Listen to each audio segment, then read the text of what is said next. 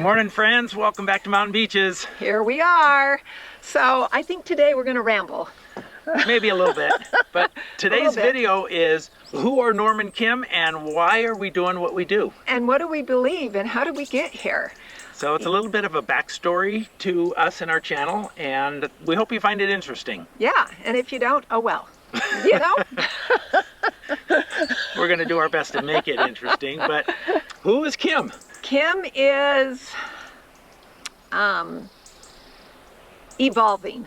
Definitely evolving, and my goal is to evolve into a more positive, loving, strong, independent person. But who is Kim right now? First and foremost, for me, I am the love of Norm's life. She is. Yep. And we are best friends, and we've been that way ever since high school. She's still in all my thunder. I should have gone first. Kim is Norm's wife. Kim is a daughter to wonderful parents. Kim is a mother to wonderful kids. My kids have married wonderful people, and we love them as much as we love our kids. And Kim is a grandmother to 13. So that's just a nutshell.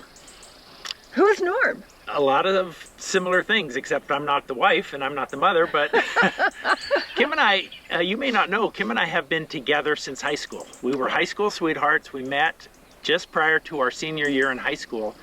We've been together ever since, exclusively together ever since, and it's just a fabulous thing. We grew up together. We did. We're still growing up together. We've been married 45 plus years now, and we're both retired. Yes. Some things about me. Kim mentioned that she's independent. I am fiercely independent, and I do not like to get help, I guess. No, my gosh, I have to enlist help when he won't. Yeah. So it's to my detriment, but I am fiercely independent, and I got that from my dad. My dad grew up in the Great Depression, and he had to learn how to be fiercely independent, and he, I guess, instilled that in me, whether intentionally or not, but that's one of my traits. We're both in our 60s, we're retired, and we're taking on a new adventure at a point in our life where some of you have called us crazy, and we don't disagree. You know, we've had comments about, you know, what you're doing is awesome, but boy, I sure wouldn't do that at the point of life you guys are in, and we can understand that. It's a big undertaking. Yeah. Absolutely. Sometimes we think we are crazy. Absolutely. Well, we know we're crazy. Yeah. I'd like to insert a quote from Willie Nelson right now, because I think it kind of speaks to who we are and how we think. So bear with me. Willie said quite a while ago, it was from an article back in 1981. He said, "I think first of all, you really have to believe in what you're doing. And once you're convinced you're right in what you're doing, then I don't think you should ever allow anyone to sway you off that path." And then he continues on, "Each individual knows more about himself or herself than any other person in the world, including the family doctor. A person knows more about what's better for him than anyone else in the world, and you have to follow those instincts.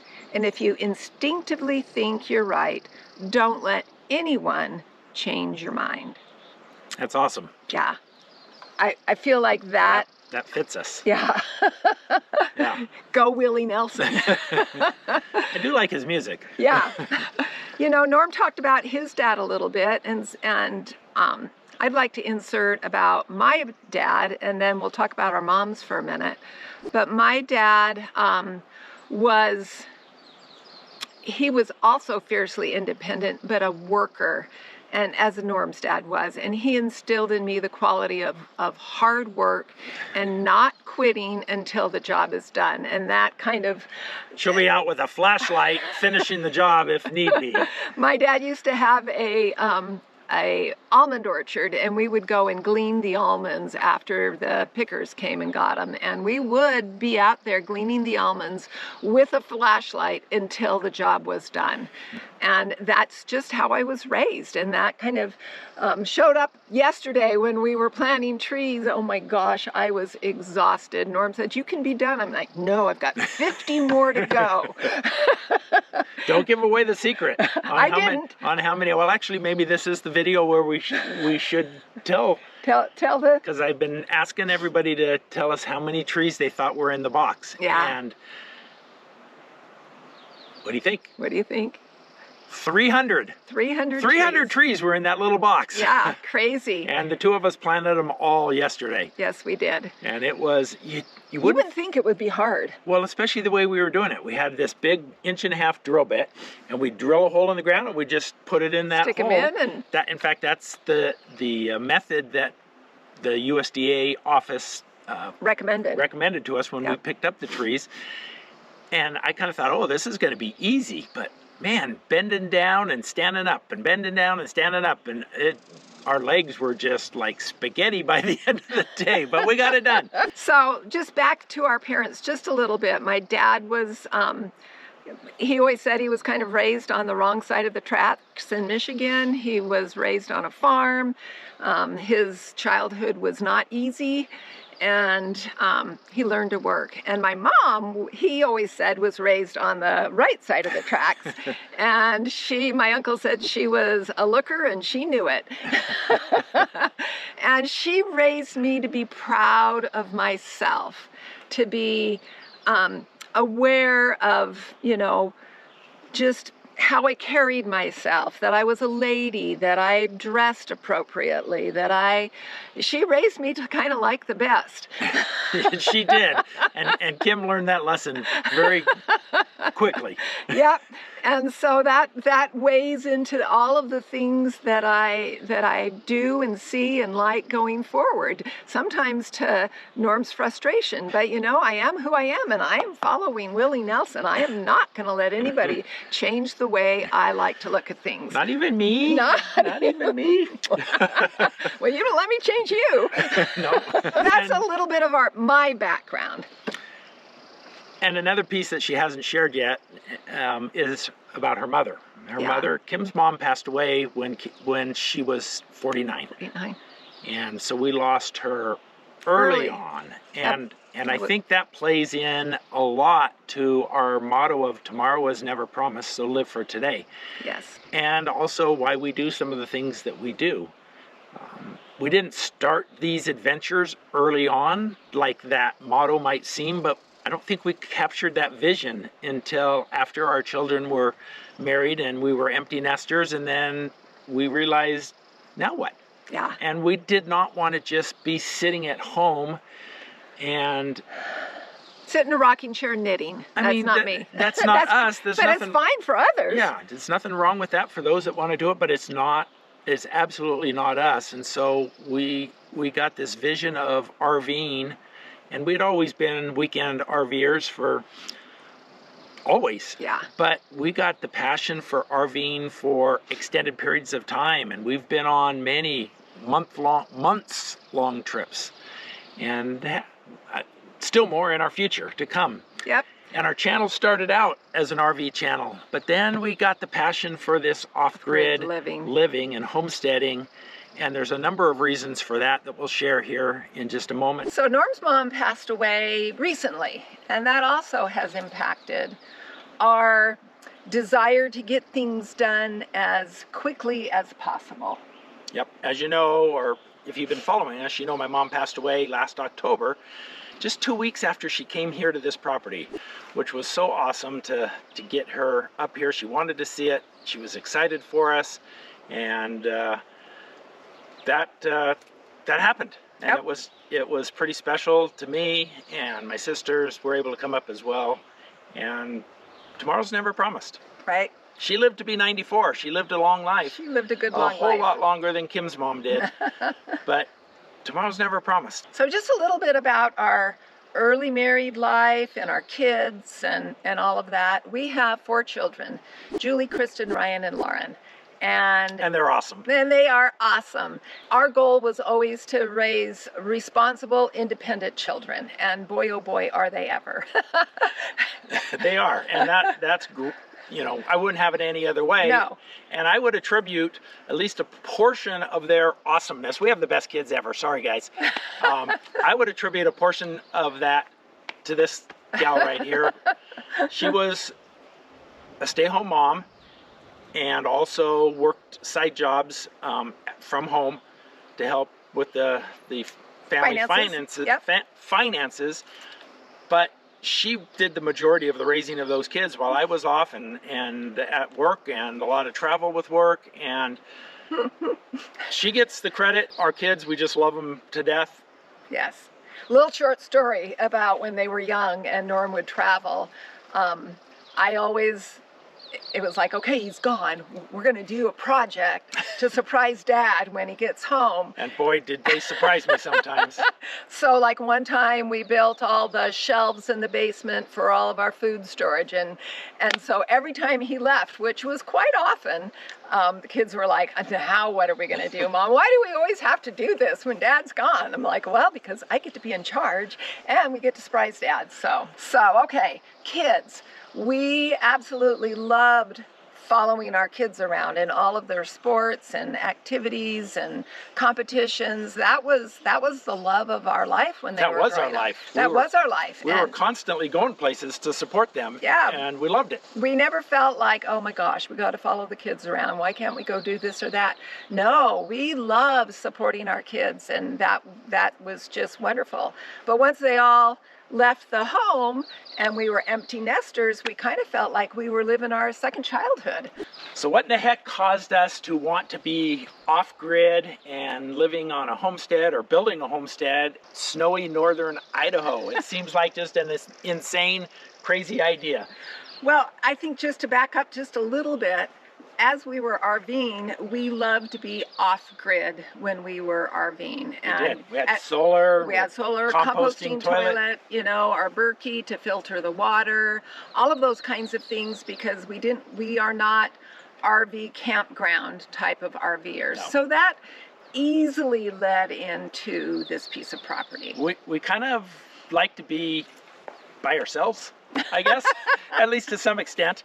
But we're certainly by ourselves here. When we were RVing off-grid, we were by ourselves a lot. So I think that maybe is part of it, but only part of it. Yes. What's the other part? So then this thing happened called COVID, and the world changed in a whole lot of ways. Yes.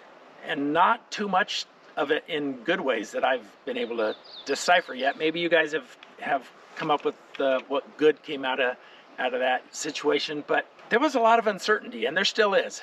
A lot of uncertainty in our country, in supply chain, in the ability to live like we used to, basically. Yes. And we just felt from our core the need to be more self-reliant. Yes. And not just self-reliant for us, self-reliant for our children, our family. Also our family. And that's part of the reason we bought the amount of acreage that we have here, because we want a safe place in case it's needed. I mean, I don't want to get off on the rails here and go, fringe. Go fringe and political. We're not hardcore preppers. No. But we feel like we need to be prepared. We feel like our country is totally screwed up right now. It doesn't matter what political side you're on. It's just totally screwed up. It's a bit of a mess. And I'm not sure where it's headed, and that scares me. And so we feel like this can provide, not today, it's going to need a lot of work, but it can provide some security for us and our children and grandchildren down the road. If needed. Hopefully we don't need it. I'm not speaking doomsday, the world's going to end tomorrow type of thing, but the trends I see are not good. And the bickering and the fighting and the you're wrong attitudes that our country is taking on is not healthy, and it's not good, and it is a recipe for disaster in my opinion.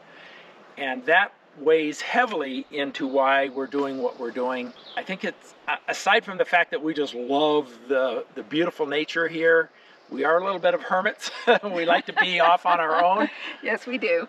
But I think just the state of affairs is a driving force for me on why we're doing what we're doing. And you know, our kids aren't to the point in their lives that they have the ability to do this. Norm and I have worked hard over the years. We've always had multiple jobs. Norm, you know, he was computer software. You were a software engineer. You moved up the ladder. You went into what do you call it? Management.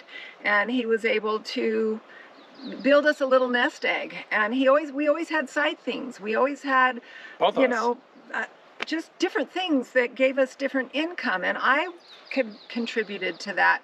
And so we were able to build up a nest egg. And so now we're using that to our benefit. Some people will say, oh, you know, you guys aren't doing off-grid the way you should be doing it. We're doing off-grid the way we want to be doing it. And for us, that means we're going to build a comfortable place. It's not going to be big, but we're going to build a comfortable place. We're going to have off-grid solar. We're going to have a septic. We're going to have a well. We're going to have those kinds of things, all without any loans, because we've been able to make our little nest egg, and now we're investing. And also because of of where we see things going, we believe it's critical to be debt-free. Right. That gives you so much more freedom and so many more abilities to feel, if nothing else, just to feel free. To feel secure. Yeah. You know, to feel safe. Those are important things. We haven't always felt that way in our life. We've had times where it's been tough. I mean, balls to the wall. We've made bad decisions like many others have, and we've lost money in different things and because of different economies. We've lived paycheck to paycheck. Absolutely. We've been through the huge stress of bills coming due and debt, and we don't want that anymore. And so we've worked hard to get out of that space and become debt free. And we're not get back in debt. We're doing all of this debt free, and it feels so good. Yes. So good.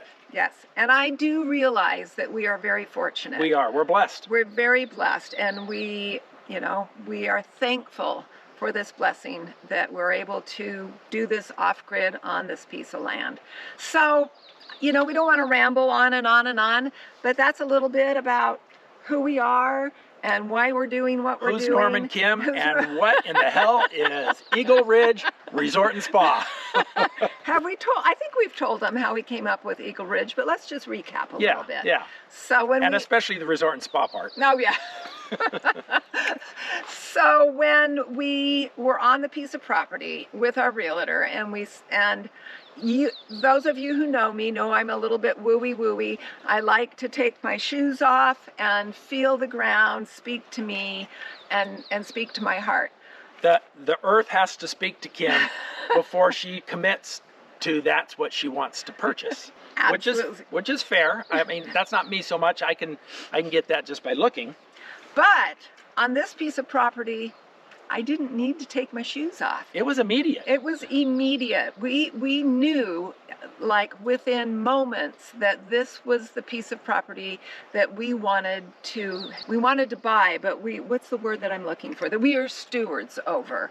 So anyway. We were on the property not 30 minutes when we said to our realtor, let's go back to your office and get an offer turned in. On the way back to the realtor's office, we saw two eagles alongside the road, and we felt like that was our sign. We felt like it was Norm's dad and my dad, who had both passed away at that time, speaking to us and saying, yes, this is the place. This is where you need to reside. Yeah. And so hence. Well, and then the next day we saw two more. Yeah. And that was confirmation that to us at least, believe it or not, you know, whether you want to believe it or not, that's okay. But to us, that was confirmation that this is it. This is where your life is headed. Right. And this is your direction, and we support you in this. Yeah. Yeah. Very special to us. Makes me get teary. So, And then one other. as When- we were leaving.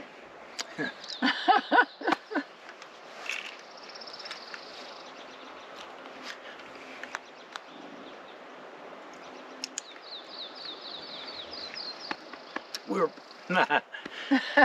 we were packing up to leave because I knew Mom was dying and we needed to get home.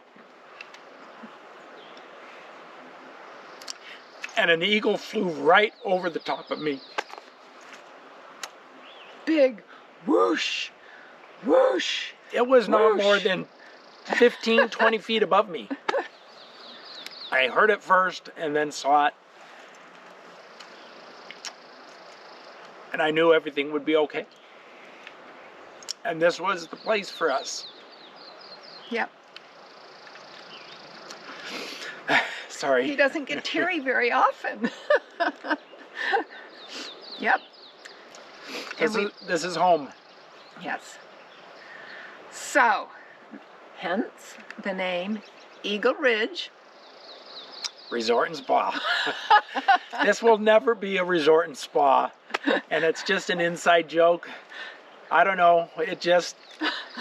Kim called it Eagle Ridge, and then immediately out of my lips flowed resort and spa. It just sounds so inviting. It does. And when you think of a resort and spa, what do you think of? You think of relaxation.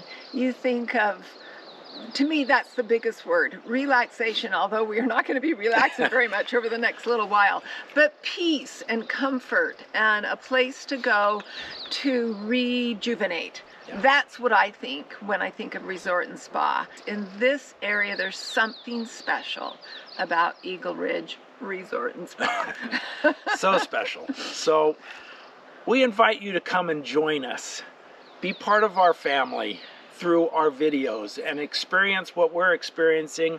We know not everybody can do this, and we hope by sharing, maybe it'll bring a little bit of joy and happiness to you and the ability to experience A little bit of rejuvenation. Yeah.